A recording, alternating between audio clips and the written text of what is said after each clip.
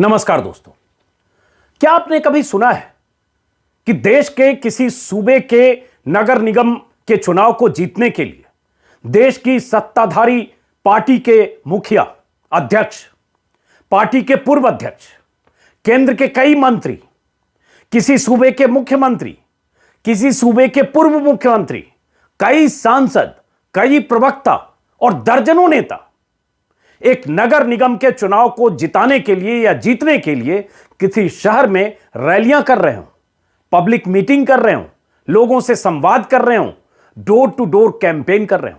कभी सुना है आपने? मुझे तो याद नहीं आता।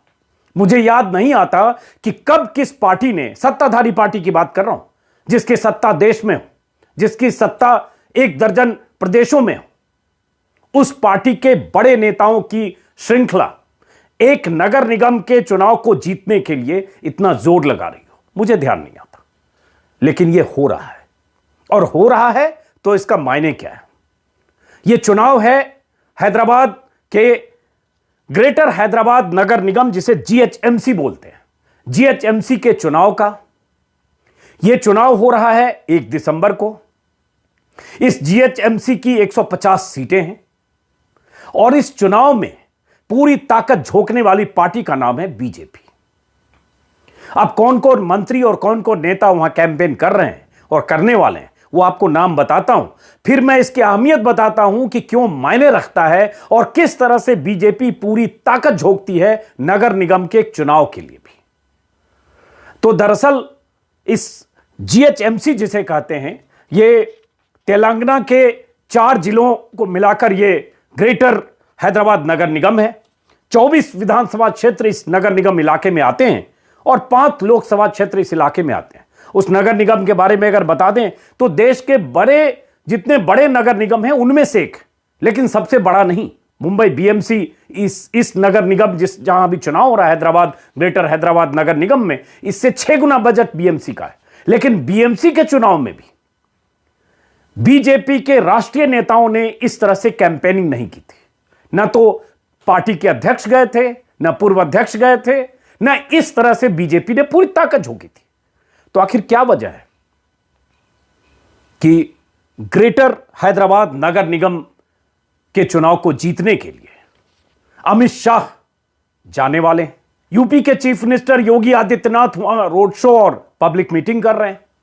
महाराष्ट्र के पूर्व मुख्यमंत्री देवेंद्र फडणवीस खुद चुनावी घोषणा पत्र नगर निगम का, गौर करिएगा, नगर निगम का चुनावी घोषणा पत्र जारी कर रहे हैं। स्मृति ईरानी लगातार वहां लोगों से संवाद कर रही हैं, प्रचार कर रही हैं। प्रकाश जावड़ेकर वहां लगातार कैंप कर रहे हैं। तेजस्वी सूर्या जो बेंगलुरु के सांसद हैं, वो लगातार वहां ध्रुवीकरण की कोशिशों के तहत तरह तरह की बयानबाजियां कर रहे हैं। और इसके अलावा बहुत सारे केंद्रीय नेताओं की मौजूदगी वहां लगातार है, जिसमें जी कृष्ण रेड्डी भी हैं जो केंद्र में गृह राज्य मंत्री हैं, लेकिन चूंकि वो उसी सूबे से आते हैं इसलिए उनका होना भले ना चौंकाए। लेकिन बीजेपी के इतने नेताओं की मौजूदगी, इतने नेताओं के दौरे, इतने नेताओं की रैलियां, सिर्फ मोदी नहीं गए, बाकी लगभग बीजेपी के 5-6 बड़े नेता वहां पब्लिक मीटिंग कर रहे हैं या करने वाले हैं। बड़े नेताओं की बात कर रहा हूं, जहां अमित शाह और जेपी नड्डा शामिल हो। पार्टी के अध्यक्ष जेपी नड्डा वहां रोड शो कर चुके हैं। तो अब जरा सोचिए कि एक नगर निगम के चुनाव को जीतने के लिए, वो नगर निगम बड़ा नगर निगम है, इसमें कोई शक नहीं। 4 जिले हैं उसमें, जैसा कि मैंने आपको बताया। 24 विधानसभा क्षेत्र हैं उस नगर निगम ग्रेटर हैदराबाद नगर निगम यानी जीएचएमसी के अंदर, ये भी मैंने बताया। लेकिन सवाल ये उठता है, बीजेपी के लिए यहां नगर निगम पर कब्जा क्यों जरूरी है और बीजेपी इतना जोर क्यों लगा रही है? अब यह जानना समझना इसलिए जरूरी है, मैंने एक पहले भी वीडियो बनाया था, मेरे ख्याल से 4-5 दिन पहले या 6 दिन पहले, कि बीजेपी किसी चुनाव को जीतने के लिए कितनी ताकत झोंकती है। बीजेपी कैसे, चाहे वो नगर निगम हो, चाहे विधानसभा हो, चाहे लोकसभा हो, किस तरह से किस कदर तैयारी करती है, उन्हीं तैयारियों की मिसाल है। लेकिन यह नगर निगम क्यों खास मायने रखता है? ऐसा पहले तो नहीं हुआ, इस बार हो रहा है, क्योंकि ये इस नगर निगम के चुनाव को जीतकर बीजेपी जमीनी स्तर पर अपनी धमक और मजबूती के साथ 2 साल बाद जो तेलंगाना का चुनाव होना है, 3 साल बाद 2023 में, वहां बीजेपी, नजर बीजेपी की विधानसभा चुनाव पर है, लेकिन जमीन मजबूत करने की पहल, कोशिश बड़े पैमाने पर शुरुआत के तौर पर बीजेपी यहां से करना चाहती है। अब अगर हम इस नगर निगम की बात करें, बार बार हालांकि नगर निगम कह रहा हूं, लेकिन दरअसल ये ग्रेटर हैदराबाद नगर निगम है, जिसमें बृहत्तर नगर निगम है। लेकिन फिर भी अब अगर हम बात करें जो बीजेपी का तरीका होता है लड़ने का, जीतने का, हारे तो भी लड़ेंगे, जीते तो भी लड़ेंगे। अगर कोई दूसरी पार्टी होती जो देश में बाकी पार्टियां हैं, उन पार्टियों का तरीका देखिए और बीजेपी का तरीका देखिए। बिहार चुनाव खत्म हुआ नहीं कि बीजेपी के नेताओं का काफिला बंगाल पहुंच गया। बंगाल में जबरदस्त तैनाती, मुस्तैदी बीजेपी की है, जबकि चुनाव वहां 5 महीने बाद होने हैं। और यहां हैदराबाद में बीजेपी की जीत सुनिश्चित करने के लिए या बीजेपी को ज्यादा सीटें मिले, बीजेपी कड़ी टक्कर देकर मजबूत हैसियत बनाए इस जीएचएमसी में, इसके लिए भूपेंद्र यादव वहां प्रभारी बनकर हैदराबाद में कैंप कर रहे हैं। भूपेंद्र यादव कौन है? बीजेपी से राज्यसभा सदस्य, पार्टी के महासचिव, अमित शाह और जेपी नड्डा के बेहद करीबी, और जिन राज्यों में चुनाव होता है, बिहार के भी प्रभारी थे, जिन राज्यों में चुनाव होता है वहां रणनीतिक तौर पर भूपेंद्र यादव की मौजूदगी टिकट बांटने से लेकर पार्टी की स्ट्रेटजी तय करने में होती है। इसलिए भूपेंद्र यादव हैदराबाद में भी है। और अगर इस तरह से बीजेपी जोर लगा रही है तो यह विपक्ष के नेताओं को सीखने और समझने की बात है कि चुनाव लड़ा कैसे जाता है, चाहे वो नगर निगम हो चाहे विधानसभा हो। और इसके संदर्भ में मैं थोड़ा हैदराबाद और वहां की स्थितियों को समझने की कोशिश कर रहा था, और बीते कुछ सालों में जो बीजेपी का वहां परफॉर्मेंस रहा और क्यों बीजेपी इस तरह से हैदराबाद के उस नगर निगम पर कब्जा करना चाहती है। होता ना होता है वो 1 दिसंबर को चुनाव है और उसके बाद नतीजे आएंगे 4 दिन बाद, तो पता चलेगा। लेकिन अगर बीजेपी की बात करें, 2018 में जब तेलंगाना में विधानसभा चुनाव हुए थे तो 2018 में बीजेपी को सिर्फ 1 सीट मिली, वोट शेयर करीब 7%। लेकिन 2018 के ठीक 1 साल बाद जब लोकसभा चुनाव हुए तो बीजेपी को मिली 4 सीटें, वोट मिला लगभग 19%, 19.5%। तो जो बीजेपी 1 साल पहले विधानसभा में 7% वोट के साथ सिर्फ 1 सीट जीतती है, वही बीजेपी लोकसभा में 19%, 19 से 20% मान ले, 19.5% है, 19.5% वोटों के साथ 4 सीट जीतती है। और न सिर्फ 4 सीट जीतती है बल्कि उसमें 1 सीट ऐसी भी जीतती है निजामाबाद, जहां जो तेलंगाना के चीफ मिनिस्टर हैं उनकी बेटी के कविता को शिकस्त देकर जीतती है। और वो के कविता को 71,000 से बीजेपी का वो उम्मीदवार हराता है जो उम्मीदवार मुख्यमंत्री की बेटी के सामने कहें तो कोई हैसियत राजनीतिक तौर पर नहीं थी। तो बीजेपी का सफर विधानसभा से लोकसभा यहां पहुंचा। अब 3 साल बाद 2023 में विधानसभा का चुनाव है। बीजेपी को लगता है कि यह हैदराबाद का नगर निगम का चुनाव जो ओवैसी का भी गढ़ है, यह भी बहुत मायने रखता है। हैदराबाद वो सीट है, ओल्ड हैदराबाद, जहां ओवैसी का कब्जा है, जहां ओवैसी का दबदबा है, जहां से 4 बार लगातार जीते एमआईएम के नेता। और अगर हैदराबाद, ओल्ड हैदराबाद की और इस नगर निगम के इलाके को आप समझने की कोशिश करेंगे, हैदराबाद खास तौर से ओल्ड हैदराबाद, तो मुस्लिम पॉपुलेशन है, इस कदर है कि मुस्लिम पॉपुलेशन और हिंदू पॉपुलेशन करीब करीब आधा आधा है। 44% मेरे ख्याल से मुस्लिम है और 52% के आसपास हिंदू आबादी है। बीजेपी का पूरा फोकस है हिंदू आबादी, हिंदू पॉपुलेशन को, हिंदू वोटर को कैसे पोलराइज करें और कैसे ओवैसी को मुद्दा बनाएं और किस तरह से हैदराबाद के इस नगर निगम में झंडा फहराएं। पिछले चुनाव की अगर बात करें, जो इसके पहले नगर निगम का चुनाव हुआ था, उस समय की अगर बात करें तो टीआरएस जो चंद्रशेखर राव की पार्टी है, उसने जबरदस्त कामयाबी के साथ 99 सीटें जीती थी, 99। और उस समय ओवैसी की पार्टी को 44 सीटों पर जीत मिली थी, लेकिन बीजेपी को सिर्फ 3 सीटें मिली। तो 3 सीटें बीजेपी 2016 में इसी ग्रेटर हैदराबाद नगर निगम के चुनाव में जीती। वहां बीजेपी इस बार इतनी ताकत लगा रही है कि उसे उम्मीद है कि खेल कुछ बड़ा हो सकता है। लेकिन ऐसे कहें तो खेल कितना भी बड़ा है तो नगर निगम। लेकिन नगर निगम से बीजेपी एक संकेत और संदेश न सिर्फ वोटर को देना चाहती है, बल्कि ओवैसी को केंद्र में रखकर ध्रुवीकरण के वो दरवाजे खोलना चाहती है जिस दरवाजे से निकलकर जिस दरवाजे से गुजरकर बीजेपी के लिए सत्ता की राह आसान होती है। अब अगर आप ओल्ड हैदराबाद और इन इलाकों की बात करें तो यहां चूंकि मुस्लिम वोटर हैं, बड़ी तादाद में 42-44% मुस्लिम वोटर हैं, हिंदू वर्सेस मुस्लिम हो जाए और उससे एक ऐसी स्थिति बने कि बीजेपी के लिए चुनावी फायदा हो, इसके लिए जो तेजस्वी सूर्या है, बीजेपी के चर्चित युवा सांसद बेंगलुरु के, वो लगातार अपने कैंपेन में सीधे निशाना ओवैसी पर कर रहे हैं। ओवैसी को मोहम्मद अली जिन्ना के नए अवतार, मॉडर्न जिन्ना, ना जाने क्या क्या कह रहे हैं। साथ में ये कह रहे हैं कि हम अगर जीते, हम नगर निगम की बात कर रहा हूं, ग्रेटर हैदराबाद नगर निगम की, जीते तो हम हैदराबाद को इस्तांबुल ओवैसी और केसीआर बनाना चाहते हैं, हम इसका नाम बदलकर भाग्यनगर करेंगे। और इसके अलावा होता क्या है, नगर निगम के चुनाव में आमतौर पर लोकल मुद्दे होते हैं, पानी, सड़कें मतलब वो भी नगर निगम की शहरी सड़कें, नाला, खरंजा, गलियां, इस तरह की चीजें नगर निगम के दायरे में होता है, साफ सफाई।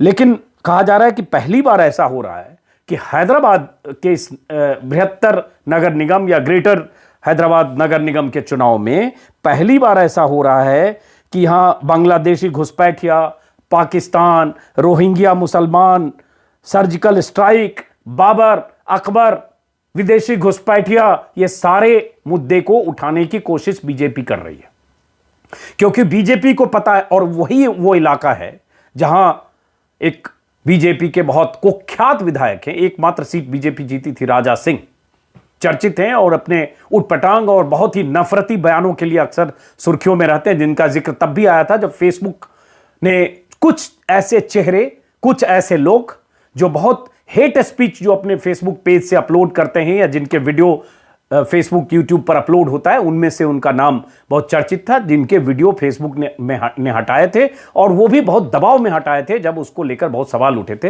वो एक लंबी कहानी है, उस पर नहीं जा रहा हूं अभी। तो बीजेपी की कोशिश, और इसीलिए तेजस्वी सूर्या की वहां मौजूदगी, और उसके बाद अब घोषणा पत्र मैं देख रहा था। आमतौर पर अब तक हम लोग विधानसभा, लोकसभा का घोषणा पत्र देखते रहते, पहली बार मैंने देखा कि बीजेपी का घोषणा पत्र। अब बीजेपी के घोषणा पत्र में जो देवेंद्र फडणवीस महाराष्ट्र के मुख्यमंत्री हैं, वहां से चलकर हैदराबाद पहुंचे, हैदराबाद में जो केंद्र में गृह राज्य मंत्री हैं उनके साथ और बीजेपी के नेताओं के साथ एक तस्वीर है, मैं लगा रहा हूं, जो घोषणा पत्र के वक्त की तस्वीर है। इस घोषणा पत्र में बीजेपी ने कई वायदे किए। एक वायदा क्या है, वही जो बिहार में करके बीजेपी आई है, कोरोना वैक्सीन जब आएगा तो फ्री में वैक्सीन हम लगाएंगे, वोटर को देंगे फ्री में। तो बिहार में भी फ्री वैक्सीन की बात की, हैदराबाद में भी फ्री वैक्सीन की बात की। आपको पता होगा कि हैदराबाद में वैक्सीन के निर्माण में क्या प्रोग्रेस है, उसको देखने के लिए, उसका मुआयना करने के लिए नरेंद्र मोदी प्रधानमंत्री खुद आज हैदराबाद पहुंचे थे। तो इसमें जो बीजेपी ने घोषणा पत्र में कहा है, 25,000 रुपये हर परिवार को आर्थिक सहायता देंगे, 100 यूनिट से कम खपत वाले परिवारों को निःशुल्क बिजली देंगे, मेट्रो ट्रेन में महिलाओं को मुफ्त सफर की सुविधा, जो दिल्ली में केजरीवाल ने किया। हैदराबाद के नगर निगम से के इलाके में रहने वाले लोगों को ऐसे छोटे बड़े कई वायदे बीजेपी ने इस घोषणा पत्र में किया है। अब सवाल यह उठता है कि कोई भी सोचे, मैं सोचूं, आप सोचें, किसी को भी लगेगा कि इतनी ताकत लगाने की जरूरत क्यों है बीजेपी को। तो अगर आप देखेंगे पिछले लोकसभा चुनाव के और लगातार बीजेपी के उठान का तेलंगाना में देखेंगे, जैसे मैंने विधानसभा का आपको जिक्र किया, और इन सब के बीच कांग्रेस की स्थिति समझिए। इसी से अंदाजा लगाइए कि एक बीजेपी है जो बिहार चुनाव जीतने के बाद नगर निगम चुनाव जीतने के लिए वहां पहुंच गई, एक कांग्रेस है जो कांग्रेस कभी जब आंध्र प्रदेश, यूनाइटेड आंध्र प्रदेश था, आंध्रा और तेलंगाना एक साथ था, तब कांग्रेस के नेता जो अभी जगन रेड्डी हैं, उनके पिता वहां मुख्यमंत्री थे, और क्या कांग्रेस की लोकप्रियता और दबदबा उस दौर में उस इलाके में थी। हालांकि उसमें एक व्यक्ति की भी अहमियत थी जो अब इस दुनिया में नहीं है, जगन रेड्डी के पिता। और जगन रेड्डी बगावत करके उसके बाद उन्होंने अपनी बुनियाद बनाई, अपनी ताकत बनाई, कांग्रेस को चुनौती देकर एक तरह से कांग्रेस को हाशिए पर डालकर सत्ता हासिल की, वो अलग बात है। लेकिन अगर इसकी बात करेंगे विधानसभा चुनाव की, तो विधानसभा चुनाव में इससे आपको अंदाजा लगेगा कि किस तरह से बीजेपी जहां हारती है या जहां जीतती है, दोनों स्थितियों में अपनी जमीन पाने के लिए या अपने विस्तार के लिए किस कदर काम करती है। इसी संदर्भ में मैं रिसर्च कर रहा था, देखा 2016-17 में अमित शाह के कई भाषण हैं, बीजेपी के स्थापना दिवस के मौके पर भी, भोपाल में भी, देहरादून में भी, अलग अलग 2016-17 में कई जगह उन्होंने अपने भाषणों में जिक्र किया कि हमारा सपना है कि पंचायत टू पार्लियामेंट, पंचायत से पार्लियामेंट तक बीजेपी सत्ता में आए, बीजेपी का दबदबा हो, और यह हमारा बीजेपी का सपना है। जब तक हम यह पूरा नहीं करेंगे तब तक, कार्यकर्ताओं से उन्होंने अपील की, तब तक किसी को चैन से नहीं बैठना चाहिए। यह अमित शाह लगातार उस दौर में कहते रहे, पंचायत से पार्लियामेंट तक का शासन भाजपा के हाथ में हो, और वो अपनी रैलियों में, तब अपनी रैलियों में या कार्यकर्ताओं की बैठकों में तब इसका जिक्र करते थे कि अगर हमने ये कर लिया तो हम 50 साल तक देश पर राज करेंगे। और उस समय वो कांग्रेस का भी जिक्र करते थे कि कांग्रेस ने इसी तरह से नीचे से ऊपर तक, पंचायत से लेकर नगर निगम से लेकर राज्य तक में कांग्रेस ने अपना दबदबा बनाया और जीतती रही, इसलिए इतने लंबे समय तक कांग्रेस ने देश पर राज किया।